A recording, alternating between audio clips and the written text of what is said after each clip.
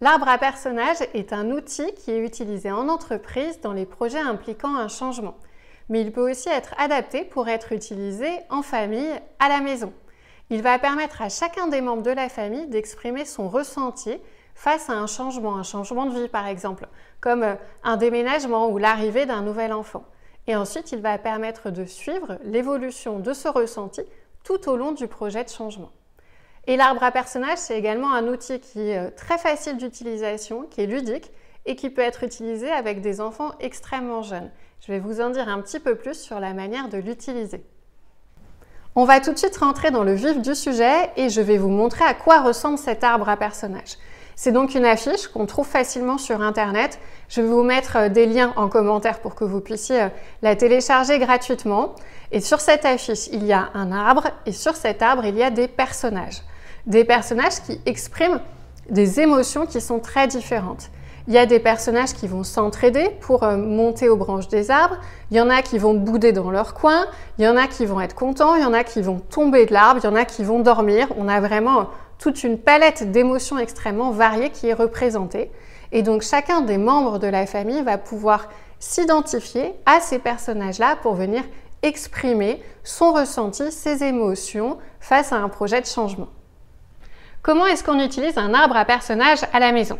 Alors déjà, on va imprimer notre arbre à personnages et on va l'afficher dans une pièce de vie.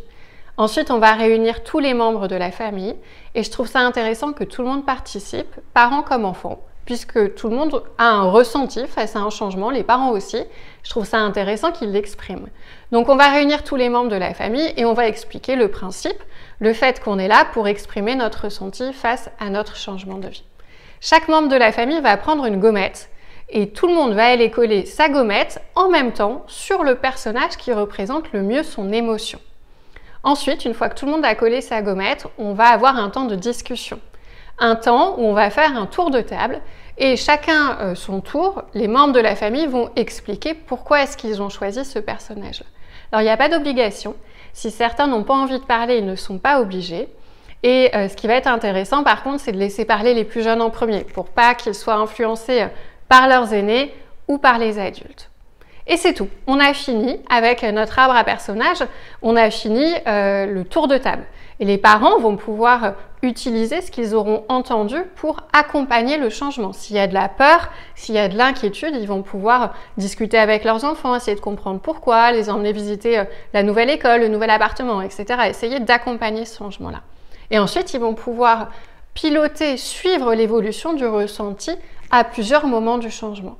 Cet arbre à personnages, on va le faire par exemple au moment où on décide de déménager, mais on peut aussi refaire une séance au moment où on fait les cartons, une nouvelle séance au moment où on arrive dans le nouvel appartement et une dernière un mois après avoir emménagé. Et les parents vont comme ça pouvoir suivre l'évolution du ressenti de chacun à tous les moments importants de ce changement-là pour pouvoir accompagner à chaque fois le ressenti au bon moment et accompagner les enfants dans cette transition-là. Et enfin, l'arbre à personnages peut aussi être utilisé en dehors d'une situation de changement.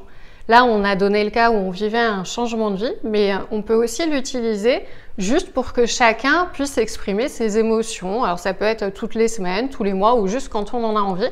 On va inviter les membres de la famille à exprimer leurs émotions. Moi, je l'utilise aussi en classe avec mes élèves.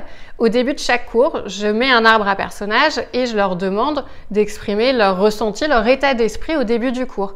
Et ça me permet, du coup, d'amorcer mon cours en m'adaptant au ressenti de mes élèves. Si je vois qu'il y en a beaucoup qui se mettent sur le petit personnage qui dort, je vais faire un petit jeu ou une petite animation où ils vont être debout pour les réveiller un petit peu.